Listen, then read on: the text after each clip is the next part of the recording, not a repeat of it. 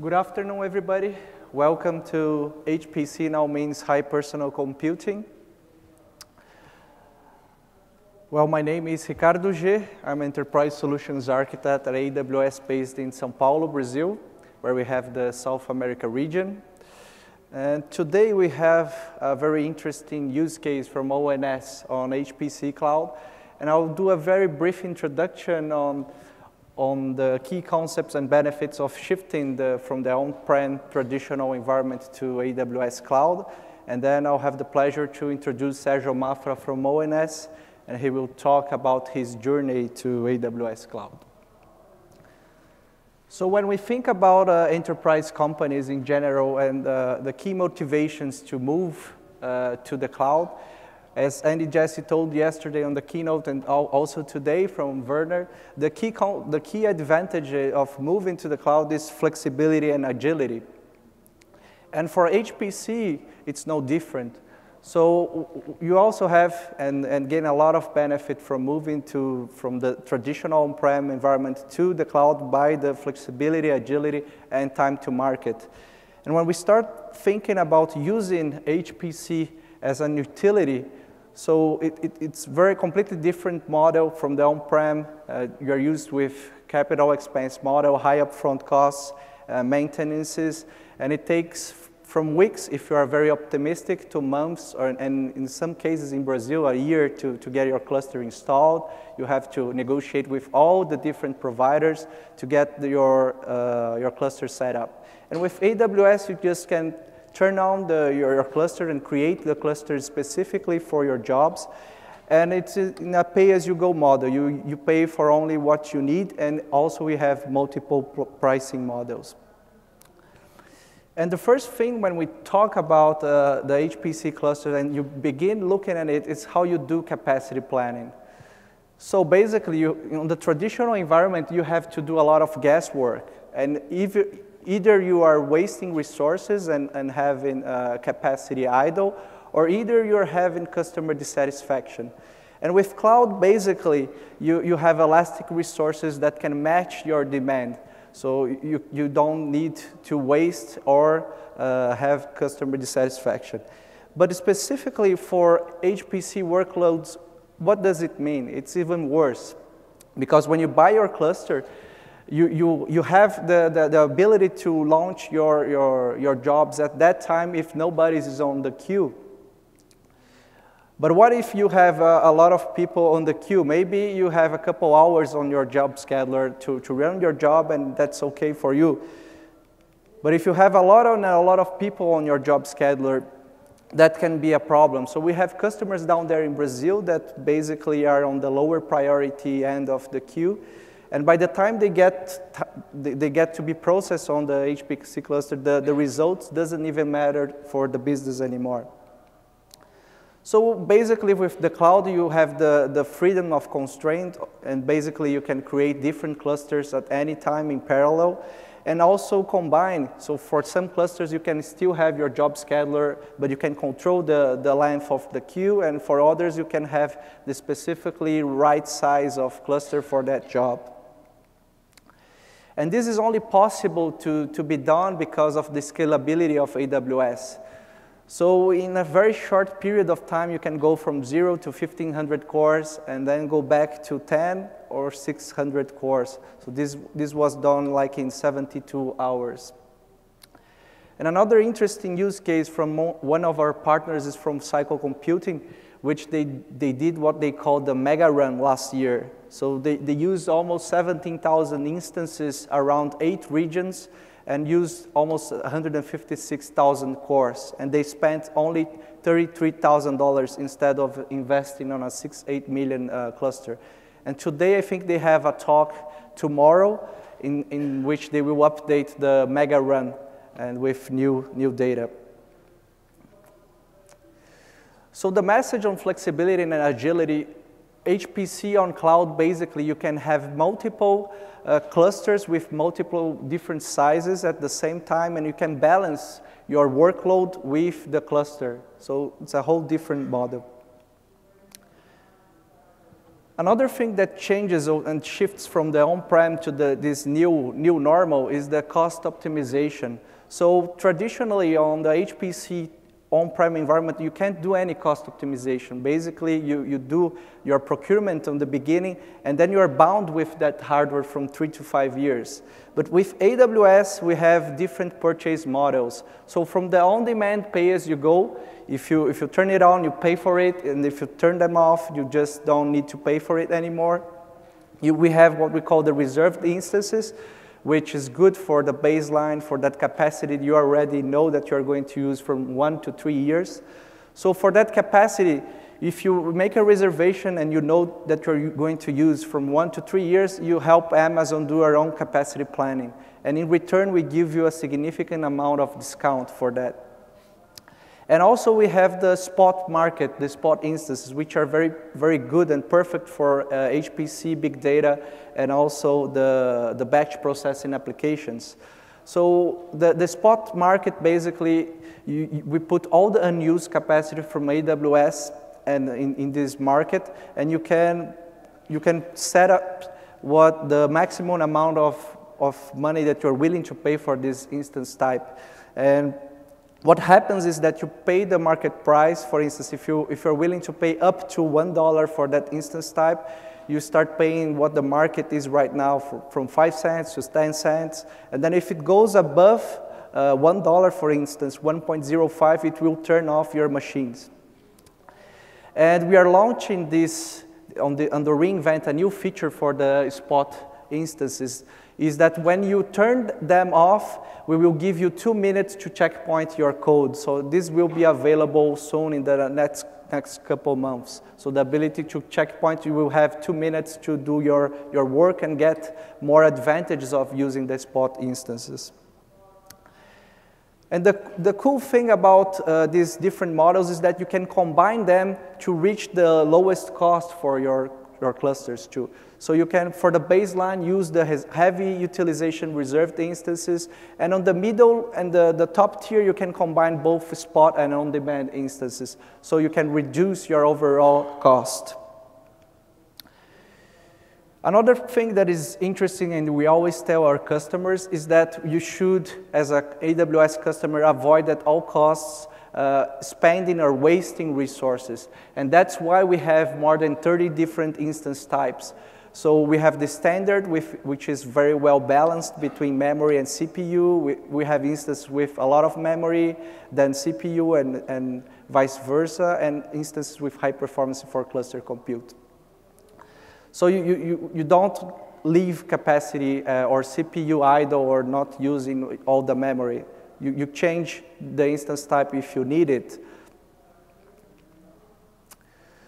So that was the cost optimization. Another thing that is interesting is that you also can have performance and power inside the cloud. So from both the in parallel workloads to the tightly coupled workloads, you can have that. So when we talk about in parallel workloads where you don't have a lot of communication between the nodes, you can have a lot of automation on our platform. So you can use from CLI, the command line interface, to APIs and console script configurations, and also the auto-scaling from EC2, which can automatically resize your fleet based on demand or policies. And also this year we launched a very interesting project based on CloudFormation, the CFN cluster. It was created by one of the HPC SAs from Amazon. And basically what it does, it creates clusters in a very easy way, so you can provision clusters using the CloudFormation templates. And this is already integrated with the auto-scaling too. So we recommend that you can check this project up. And for the tightly workloads, we have the latest Intel chips. So today we announced the C4, that is not on this presentation, but basically we are implemented HVM process execution with the latest Xeon chips and 10 gigabit interconnect with the enhanced networking. So when we enable the SRIOV for the HPC workloads, it means a lot more packets per second between the nodes. So it ranges from 60 gigs of RAM to 244 by each node and these different storage options inside the machine. And when you put these instance types with the SRLV inside what we call the placement group, you can enjoy full bisection 10 gigabit bandwidth between the nodes. So when you run HPC workloads, it's important to use this placement group.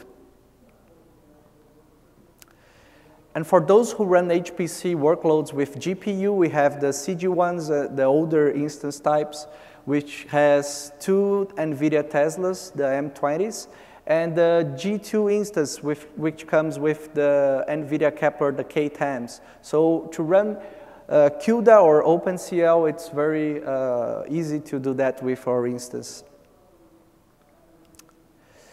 So basically, with this flexibility and time to market agility, and with these different cost optimizations and different instance types to achieve more performance and power, what we are seeing is that our customers are performing bigger and more complex jobs with different and more variables in a much reduced time, so taking advantage of launching clusters in parallel. And this is pretty much what our customers are doing in different areas. So from oil and gas to manufacturing and engineering, to life and sciences, to media and entertainment, and to energy and scientific computing and financial, we are doing different workloads on HPC. And today we're going to focus specifically on the use case on energy and scientific computing and more on energy models. So I have the pleasure to introduce Sergio Mafra from ONS to talk about his experience and journey to the cloud. Thank you. Thank you, Ricardo. Well, thank you for all for coming. It's nice to be here at the reInvent. It's a pleasure for me, and I'd like to thank you so much for being here. My name is Sergio Mafra, and I'm the leader of the Cloud and Big Data initiatives at ONS. And I start my presentation with this big picture of Rio de Janeiro, okay, when we have these 2 icons of Brazil, the Christ, the Redeemer, and the Sugarloaf, and they are in the cloud, okay? And we have other things very interesting in Brazil because we have the Cariocas. Cariocas is the name of the people who is born at Rio de Janeiro. And we have a song in Rio de Janeiro that says that Cariocas doesn't like clouds or rainy days. But we at ONS, we like it so much. They like rainy days, they like to go out, they like, as all the Brazilians like to soccer, but soccer reminds me things like World Cup, but never mind, let's go up. Okay, so who is ONS? And what was our journey to the cloud? ONS is the national grid operator of Brazil. We take care of all the energy, and different of the other countries, in Brazil, we have only one operator. And why we love so much clouds, and clouds comes rain and comes water, because in our country, the hydro is about 75% of the energy that we generate there. The others are thermal, and we have a lot of renewables too, like solar and wind. And Brazil has this interconnected system where everything is interconnected. So we have a joke that imagine if we can paint an electron that comes from a generator, perhaps in the south part of the Brazil. This electron, this blue electron, will come out in the north because everything is interconnected, and it's help us to maintain the generation because we have a big country with a lot of weather conditions that change. And talking about our people there, we have around 75 people and 400 engineers. So we are an engineer company. And we have 4 control centers. That's some other picture that we have on one of our control centers. And in fact, our business is energy, and we manage energy to be delivered as electricity. We have the 4 control centers. Each one takes care of regions of Brazil. The main one that is located in Brasilia, that is our capital of Brazil. And we have the three ones, the Northeast, the Recife, the Rio de Janeiro that we show to you, and at the south part of Brazil, this is in Florianópolis. So, what is the challenge of our business? Our business is, we have to do this all the time, is to try to balance the cost of supply of the energy versus the safety of the supply. And we do this every day. And since we have a lot of water in Brazil, we have to manage the reservoir, the water, where the water resides. And to do that, we run mathematical models. So we have two types of models, and they do things related to optimization. The one is for the horizon for 5 years, and the second one takes care for horizon for 1 to 6 months. The one that's runs we call new wave, and the second one is decomp. We start for things that are uncertainty, and we are running the models to make it more details, and we have more certainty to do things more in the short term. And we have every month we have this cycle. We have to decide what kind of energy we're going to use. Are we going to use the water, or we're going to use the thermal to add more power or more energy to supplement hydro? If you do okay and it rains, okay. But if you use a lot of water and it doesn't rain, we go for a risk to have energy deficit or a load shedding. In other hand, if you start to use a lot of thermal and doesn't rain, we're okay, because thermal cost is an expensive energy. In other hand, if you don't use the thermal and start to rain a lot, we have to throw away the energy, throw away the water, and it's not good for our business. And so we have two kinds of costs. We have the cost that's immediate cost, and the future cost for 5 years ahead. And how these models run? Well, it runs the old-fashioned way. We use parallel processing, using clusters, doing MPI, running MPI and things related to queue manager. So this runs every month, and we have this problem here. I think that happens in your companies too. We have queues, people want to run the models, but we have limited power to deliver to them. So this was one of the reasons that we start to look in 2011 what to do to resolve this problem.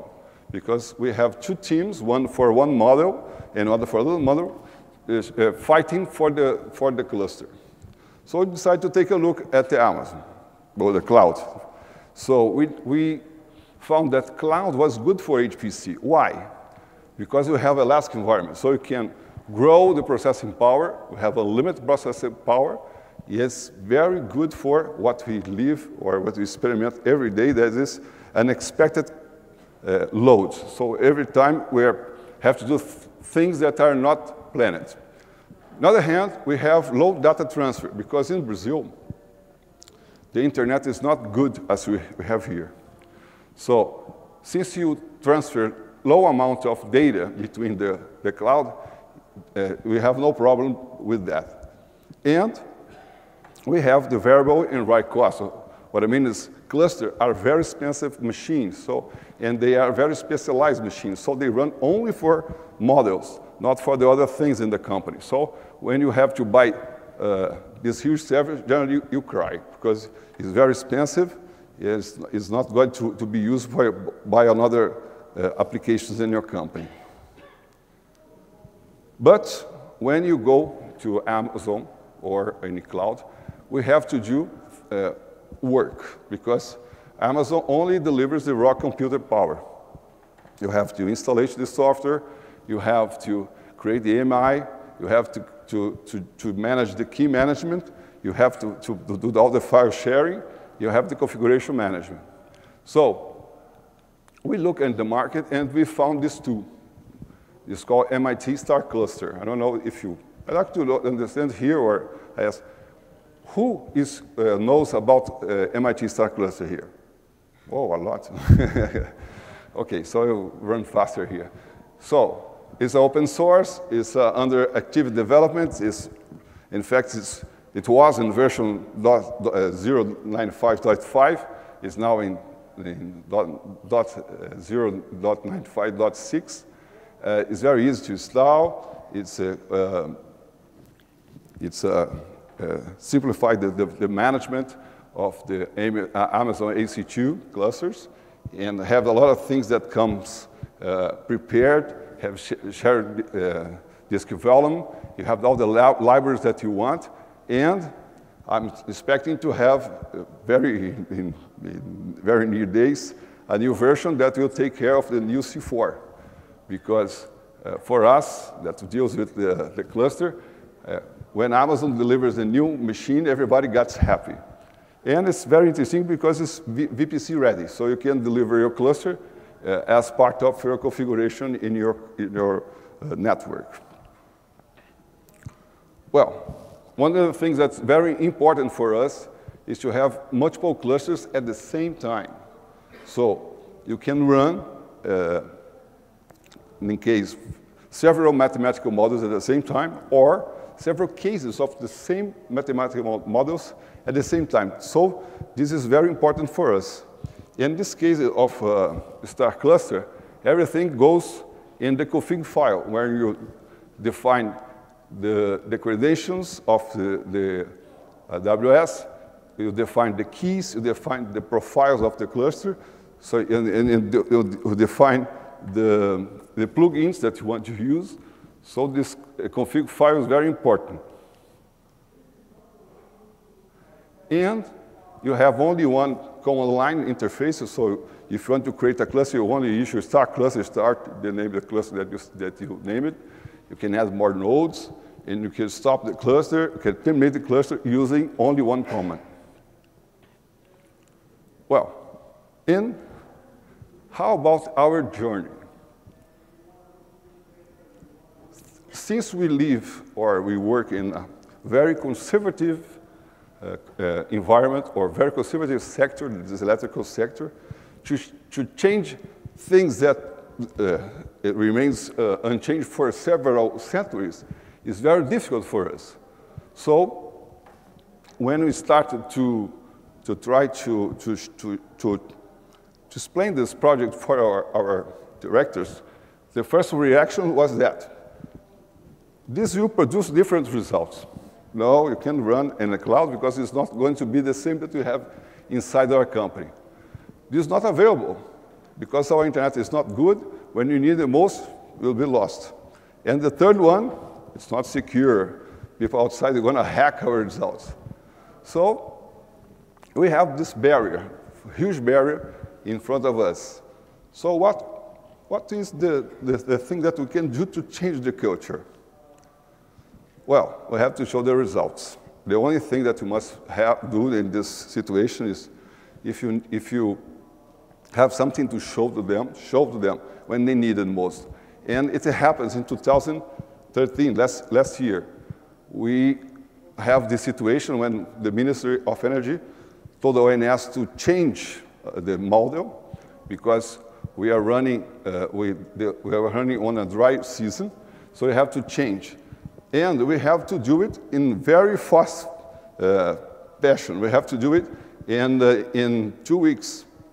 And the scope of running this model was around 600 pass condition. What I mean is we had to run 2 years of the case. And this, if we run on premises, will last about 1 month. So it's not, the deadline was not possible. So I came to the directors and said, yes, I have the solution. Let me run at Amazon. And we ran it. And it took 1 week. And everybody was happy. So everybody was happy, but I was not. You know why? Because the engineers start to call me every day, so I have to provision the cluster for them. So I was at home, they called me, I was traveling, they sent messages. So what I understand, if I permit that they use the AWS Management Console, perhaps they'll go last there. Why? Because engineers are very curious people. So we decided to create a easy task-oriented portal to them. And we have to provide 3 things to them. First, self-service. I like to have my life back.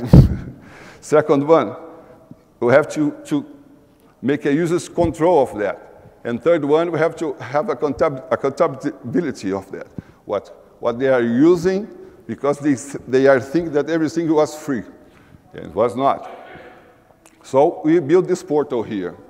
It's a very simple portal. When engineers logs in, they receive this portal with the cluster that they need, so they can adjust the number of nodes that they want to run, and they simply push the button to turn it on, and when they finish, they terminate the cluster.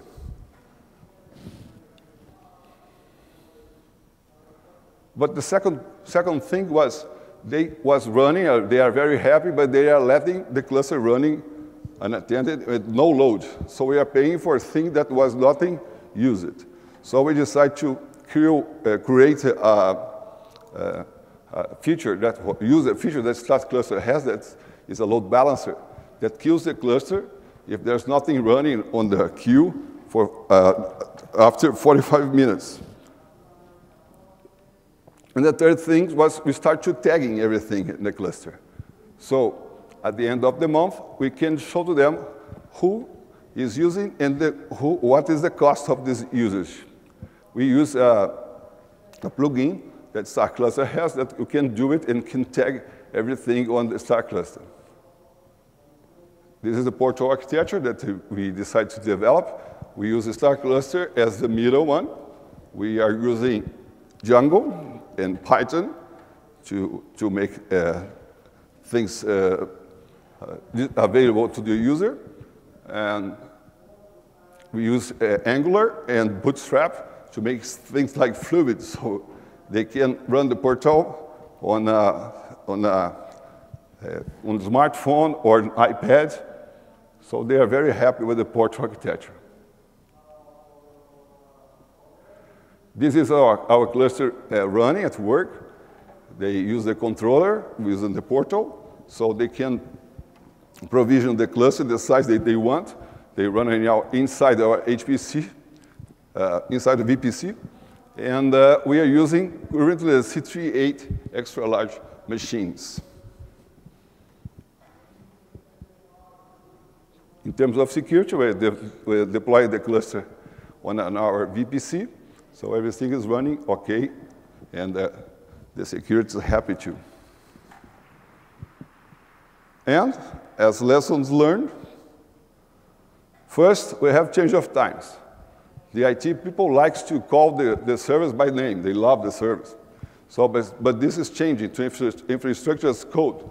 Now, they can use the cluster, the machines, the clusters, and when they ends, it kills, and the love was gone. And the second, and the second change was this: HPC gets personal now. What I mean is, instead of having a queue or things that you wait to wait, every engineer has his own cluster because they are running the portal and they are submitting all the jobs as they are using this like a PC. So it's very easy to them. See, and they are using and call the cluster by name. Okay, as a lesson learned, first, capacity is no longer an issue. What I mean is, when we want to run the models, we have to size the questions to the hardware that we had in the past. Now, it doesn't mean anymore. What I mean is, you can imagine this is free now. You can run the size that you want. You can run a lot of cases. There is no more a restriction. And it's interesting because we are experimenting with very dry season at Brazil. It's perhaps it's the most dry season that we had in 80 years. So we have to run a lot of cases there. And we end up with cases that run 40% faster and 30% cheaper. Our models must be redesigned to the cloud, and we are moving to big data now. Amazon EMR, we are using a Salesforce project. And engineers love that. They still think it's still magic and free.